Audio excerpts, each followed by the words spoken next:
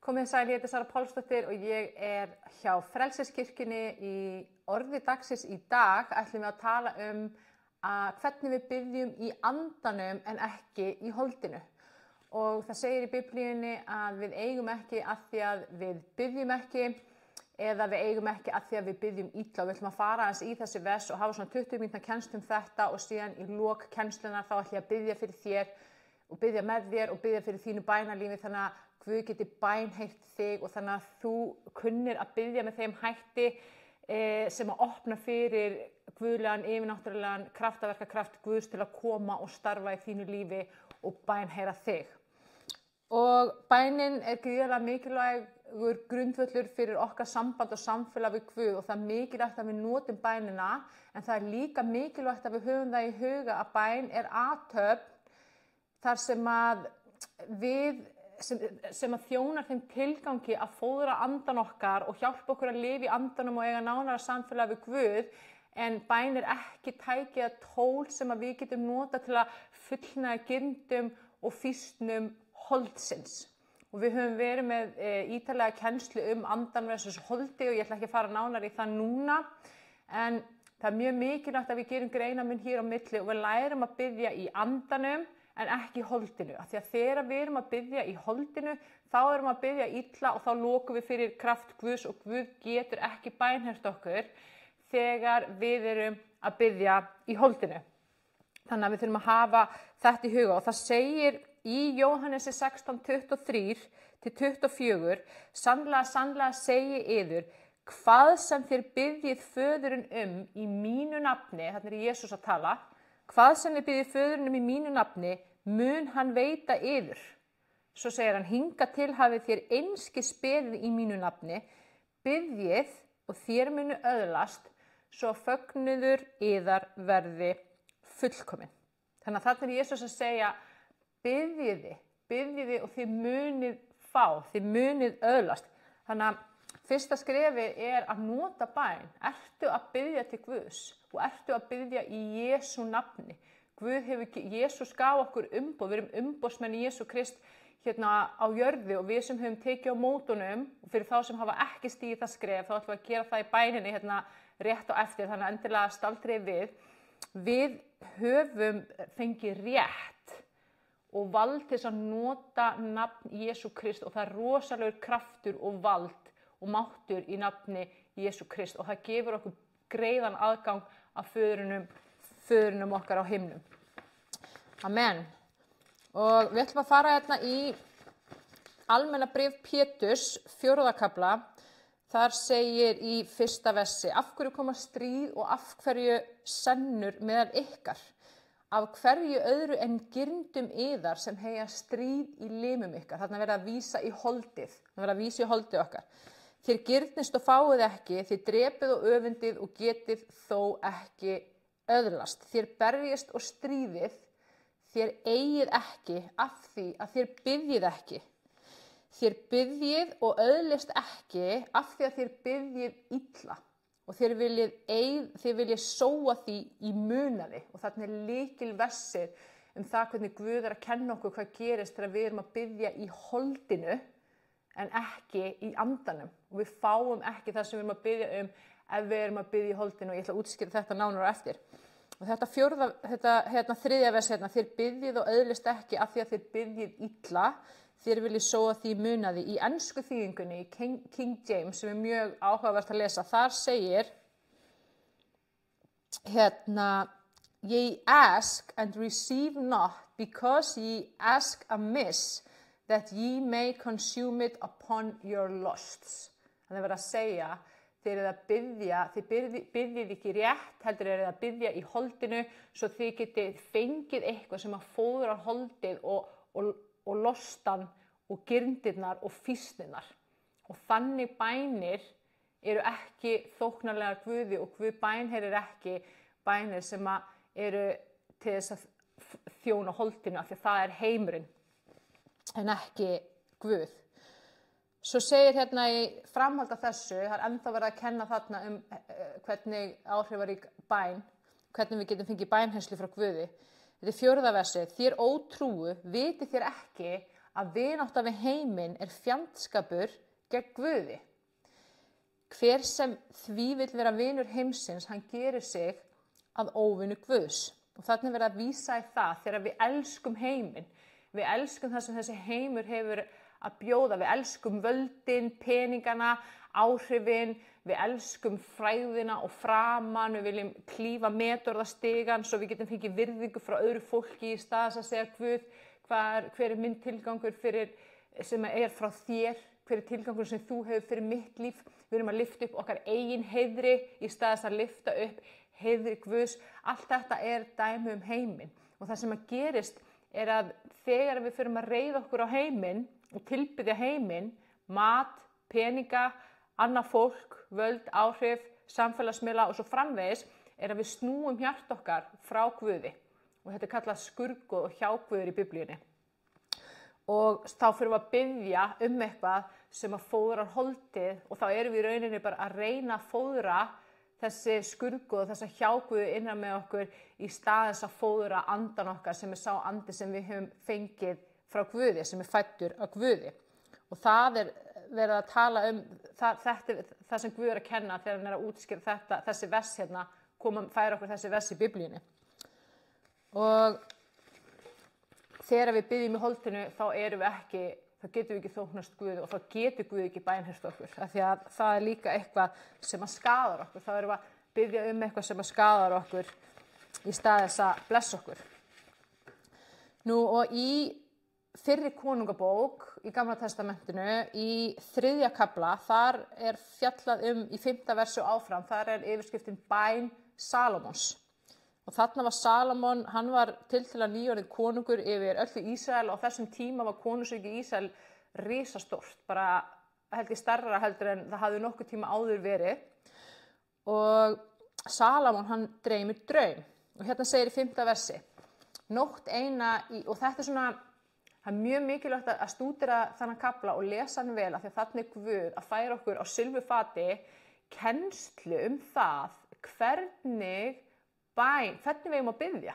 Hvernig við eigum að biðja bæna sem er áhrifarík og hvernig við fáum það sem við biðjum og allt annað að auki líka.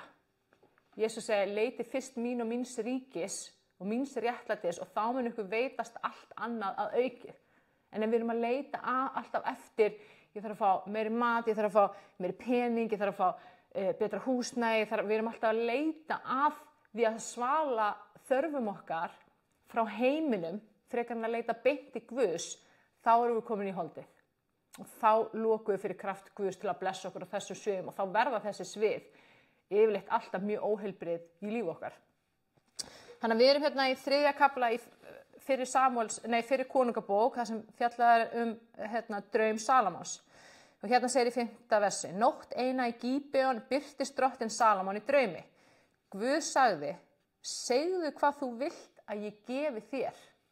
Þarna mæti Guð honum í draumi og það talaði það meðal annars í Jobsbók að Guð tala mikið til okkar í gegnum draumar okkar. Guð segir bara, segðu mér hvað þú vilt að ég gefi þér. Og Guð er ekki bara að segja þetta við Salómon, Guð er að segja þetta við mig, Guð er að segja þetta við þig. Og Salómon svaraði, þú hefur sýnt þjóni þínum Davíð föður mínum mikla góðvild, enda lifði hann fyrir augliti þínu í trúmennsku réttlæti og hjartans einlægni við þig. Þú hefur ekki látið af þessari miklu góðvild við hann, heldur gefið honum son sem nú situr í hásæti hans. Drottinn minn og Guð, þú hefur gert þjón þinn að konungi í stað Davíðs, hann er að segja, drottinn minn, þú hefur gert mig að konungi í stað Davíðs, og sem sagt, faðir Salómons var Davíð konungur. Þannig að nú skulum við staldra við, þarna segir Guð við Salómon, segðu mér hvað þú vilt að ég geri fyrir þig. Og Salómon, hann byrjar á því að lofa Guð og þakka honum fyrir.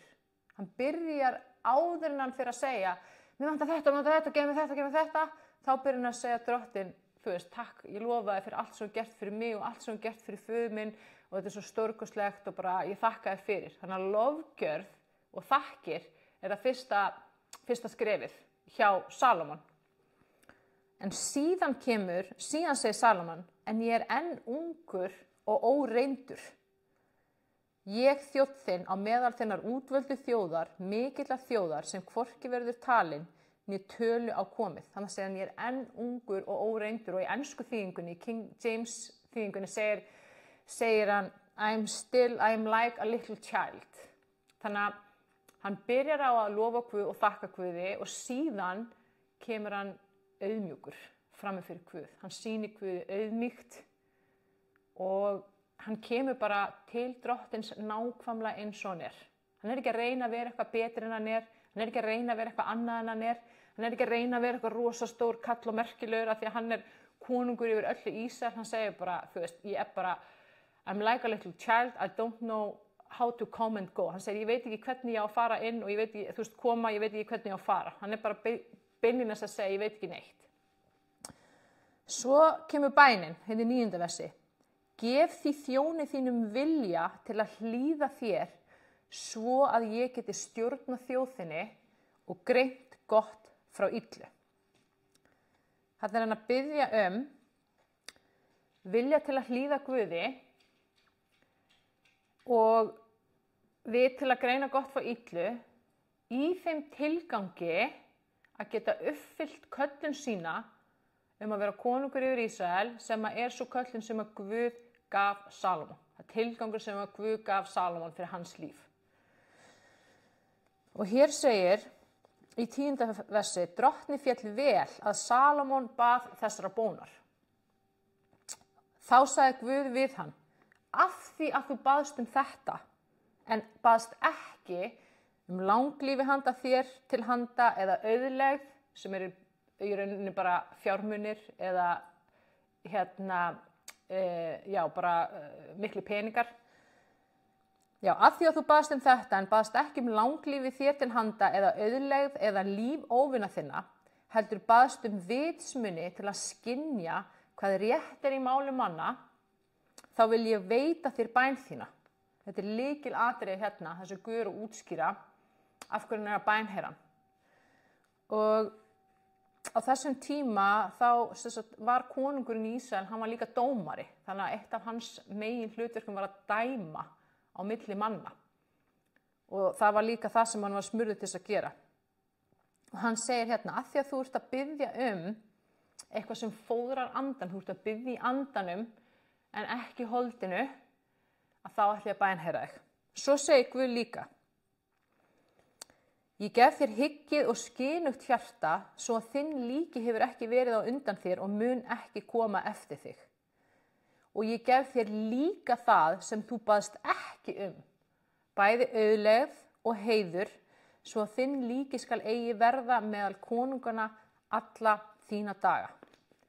Þannig Guð að segja að þú baðst bæn sem að vara fóðra andan, sem að þýðir í rauninni að ásetningurinn og ástæðan fyrir hann er að biðja er til þess að þjóna Guði, til þess að hans vilji geti orðið að raunveruleika og til þess að Salomon geti uppfyllt þann tilgang og þá köllun sem að Guð hefur fyrir hans líf. Það er að biðja í andanum. Og þegar við biðjum þannig sem er það sama og að leita fyrst hans ríkis og réttlætis og þá mun okkur veitast allt annað auki, þá mun okkur veitast allt annað auki. Og það er það sem Guð er að segja í þessari bæn. Hann segir, ég gef þér líka það sem þú baðst ekki langlífi, peninga og heiður og visku og speki sem er ríkari heldur en allir aðrir konungar hafa nokkuð tíma öðlast.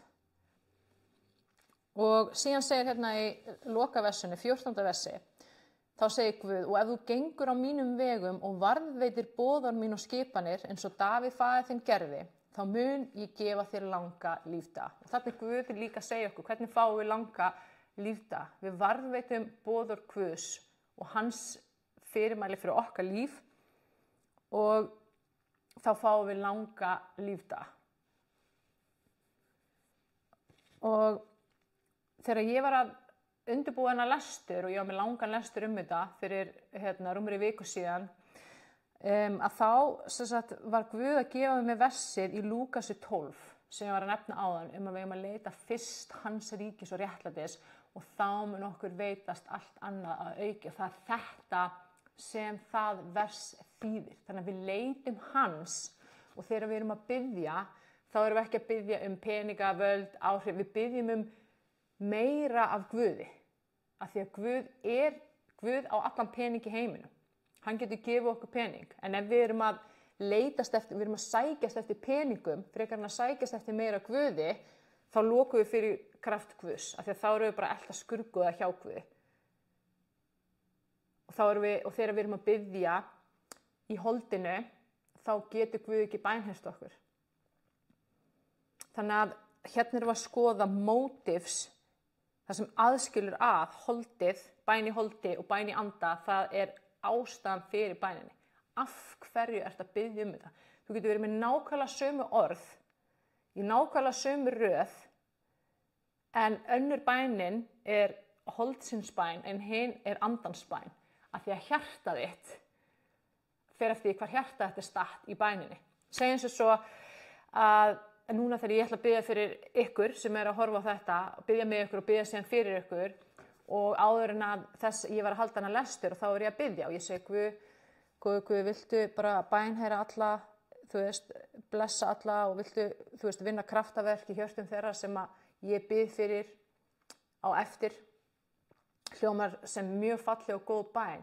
En af hverju er ég að biðja Guð þetta? Og ef ég skoða ástæðuna og þá allt í einu heyri ég innan með mér, já, ég vil að Guð bænheyri alla og Guð vinni kraftaverk í hjörtum þeirra svo þau viti hvað ég er merkileg kona Guðs og hvað kemur mikill kraftur frá Guði þegar ég er að biðja fyrir fólki. Þetta er klárlega komin í holdið, ég er að biðja bænir til að fóra holdið, loka fyrir kraft Guðs og Guð er ekki að fara bænherra. Er að fylgja mér. En ef ég er að biðja með þeim nákvæmlega sömu bænar og ástæðan fyrir bænin er sú að ég geti uppfyllt þá köllun sem Guð hefur fyrir mitt líf og að fagnaðarerindi Jesú Krist geti breiðst út og fólk upplifa nánari tengingu og áþreifanlegri kraft Guðs í lífi sínu, þá er ég komin í andan. Er að fylgja mér. Nákvæmlega sama bæn, en önnur er í andanum og hin er í holdinu og það fer eftir hvað er hjarta mitt. Þannig að segjum svo að þú ætlar að biðja lækningu fyrir makann. Segjum bara að makinn sé að glíma við alkoholisma eða glíma við einhver veikindi og þú ert að biðja. Og Biblían kennir okkur við eigum að biðja fyrir lækningu. Og við eigum að biðja fyrir lækningu bæði fyrir okkur sjálf og fyrir okkar nánustu. Guð er læknir og hann vill veita okkur lækningu. En af hverju ert að biðja fyrir lækningu fyrir makaðinn? Er það til þess að hann geti verið fyrir þig í þínu lífi, öryggið þitt, stuðningurinn þinn, sá sem sér fyrir þér, sá sem skaffar þér fjármuni, húsnæði og svo framvegis, af því að þá ertu komin í holdið. Af því að allt þetta sem ég var að telja upp, það á enginn að vera þetta fyrir þig nema Guð almáttugur sjálfur. Og ég er ekki að segja það að Guð gef okkur ekki öryggi, fjármuni, stuðning, frið, hamingju í gegnum maka okkar. Guð gerir það, klárlega. En ef við erum búin að breyta maka okkar í einhvers konar hjáguð eða skurðgoð þar sem hann á að vera sorsið eða uppsprettan, hann á að vera öryggi okkar, hann á að vera kletturinn okkar, hann á að vera framfærslan okkar, þá erum við komin í holdið, hann er makinn á orðina skurðgoð eða hjáguð í líf okkar og þegar við erum að biðja fyrir lækningu fyrir hann, þá erum við komin í bæn í holdinu. Þannig að þegar við erum að biðja fyrir lækningu og þegar við erum að biðja hvaða sem kann að vera, þá þurfum við að skoða hvar er hjarta mitt. Af hverju er ég að biðja þetta? Og þá finnst mér oft gott að segja bara, að því að við dettum inn í holdið og það er bara þannig, Páll sagði andinn stríði gegn holdinu og holdið gegn andanum, við erum bara með þetta hold sem er bara þessi myrki partur á okkur og það er bara þjálfun og ægi að lifa í andanum en ekki holdinu og biðja í andanum en ekki holdinu. Þannig að næstur að fyrir á hnén og ætlar að fara að biðja eða ert að biðja bænar, prófa að staldra hans við og bara segja, Guð, viltu opinbera fyrir mér hjarta mitt hér? Hverjar eru mínar motives eða hver er ásetningurinn minn í þessari bæn og þú munt heyra hann. Þú munt heyra hann strax. Og þá er það líka þjálfunaratriði að vita, er ég að fóðra andan hérna? Er þetta til þess að lyfta upp hans nafni? Er þetta til þess að hans vilji á jörðu verði? Eða er ég að gera þetta til þess að ég geti fengið meiri heiður eða fólki finnist ég vera flott og æðisleg eða og svo framvegis. Og þá getum við, og ef við finnum að við erum að biðja í holdinu, þá þurfum við bara að fyrirgefa því og bara segja Guð, ég yðrast fyrir þessu holdsins bæn, hjálpaðu mér að biðja í andanum og svo segjum við, það getur verið nákvæmlega sama bæn, alveg orðrétt svo sama en við segjum Guð, ég bið þig að bænheyra mig, þessara bænar, svo að ég geti orðið svo manneskja sem að þú vilt að ég sé og uppfyllt mína köllin sem að þú hefur gefið mér fyrir mitt líf. Eða svo ég geti orðið svo manneskja sem þú vilt að ég sé svo ég geti þjónað í þínu ríki. Skilji. Það er ekkert að því að biðja um lækningu og heilbrigði svo við getum orðið svo manneskja sem að Guð vill að við séum og þjóna með þeim hætti sem að hann hefur ákveðið í hans ríki. Þú veist, og þá opnum við fyrir Guð og kraftur Guðs kemur niður og bænheyrir okkur. Þú veist, það er rosalegu munur þarna á og þegar ég fór fyrst að átta mig á svo Guð var að opinbera sig verst fyrir mig í Biblíunni, þá sá ég hversu oft ég hafi verið að biðja í holdinu. Jafnvel þótt ég var að biðja um eitthvað sem leit út á yfirborðinu fyrir að vera eitthvað heilbrigt og gott og fallegt, eins og lækning eða, þú veist, eitthvað breytingu í hegðun barnanna minna. Þú veist, vil ég að barnið mitt hegði sig vel í skólanum svo að kennararnir viti að ég sé svo æðislegt foreldri. þá er ég klárlega, ég er að biðja um eitthvað gott en ég er að gera það af rangri ástæði. Þá er ég í holdinu, þannig að þá þarf ég að segja, ok, ég er að vanda mig hérna, ég ætla að biðja nákvæmlega sömu bænar en ég ætla að breyta mótífinu, ég ætla að breyta ástæðinu og þá getur það verið svo að barnið mitt hérna í þeim tilgangi að opinbera fyrir mér, viltu opinbera fyrir mér ástæðan fyrir þessari tilteknu hegðun svo ég geti unni með barninu mínu og þér til þess að hjálpa barninu mínu að líða betur eða að nána samfélagi við þig Guð. Þú veist, þannig að við vöndum okkur að taka ástæðana út sem er í hjartan okkur út úr holdinu og yfir í andan. Þú veist, og það getur verið allt sem er vilji Guðs. Það er alltaf vilji Guðs að við séum heilbrigð, eða við eigum náið samfélag við Guð, eða að börnin okkar blómstri og blómstri í ríki Guðs og uppfylli köllin sína fyrir þeirra líf og svo framvegis. Þannig að skoðaðu ástæðuna fyrir bæninni og farðu með bænalífið út úr holdinu. Við erum ekki hér til að þjóna holdinu, við erum sál og við erum andi. Og við sem höfum tekið á móti Jesú Kristi höfum fengið nýjan andafæddan af Guði og það er það sem er kallað að endurfæðast. Og það segir í Rómverjabréfinu ef við trúum í hjartanu að Jesús sé Guð og við játum það með munnunum, þá frelsumst við. Og við öðlumst inngöngu með hann inn í himnaríki Guðs, við verðum ríkisborgarar í Guðsríkinu, verðum börn hans og sálin okkar verður hólpin. Og það sem gerist þegar við biðjum þessa bæn, það er að segja að veljum að trúa því í hjartanu að Jesús sé Guð og við játum með munnunum, er að andi Guðs kemur inn í andan okkar og endurfæðir hann og við fáum nýjan anda fæddan af Guði. Og þannig verðum við Guðs börn, við verðum samerfingjar með Kristi og þegar að líf okkar hérna á jörðinni lýkur þá kemur Guð og sækir okkur, sálin okkar og andan okkar og fer með okkur og við fáum nýjan líkama og fer með okkur inn í himnaríki Guðs og þar eigum við þetta eilífa líf. Þannig að mér langar núna til þess að biðja með þér þessara frelsisbænar svo að þú getur stigið þetta skref að taka á móti Jesú Kristi og endurfæðast og svo þegar við erum búin að biðja þá bæn, þá langar mér til að biðja fyrir þér og að þú eigir öflugt bænalíf og að þú biðjir í andanum og Guð bænheyri þig. Hvaða sem þú hefur verið að biðja hvort sem það er lækning, eitthvað í fjölskyldunni, eitthvað sem tengist vinnunni, starfinu þínu, það getur verið einhver gamalt sársauki úr fortíðinu sem þú vilt læknast, hvað sem það kann að vera, að þá ætla ég að biðja fyrir því að Guð bænheyri þig. Ok, og fyrri bænin er svona sem ég kalla hermibæn, þannig að ég segi fyrst og þú bara endurtekur eftir mér og það eina sem þarf er bara einlægt hjarta. og síðan þegar sú bæn er búin þá ætla ég að biðja fyrir þér. Góði Guð, kæri Jesús, ég trúi því að þú sért Guð, ég trúi því að þú lifir í dag. Takk fyrir að fyrirgefa syndi mínar. Takk fyrir að endurfæða anda minn núna. Takk fyrir að ég er þitt barn, að ég lifi í þínu ljósi, að ég lifi í þínum kærleika,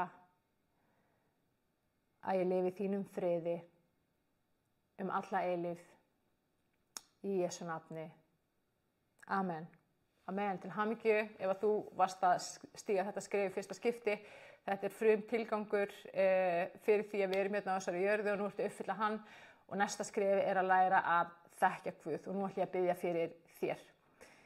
Já, góða Guð, ég bara biðja fyrir þeirri mannesku sem er að hlusta og sérstaklega öllum þeim sem eru að stíga það skref að taka á móti þér. Jesús að gera þig að konungi sínum og Guði.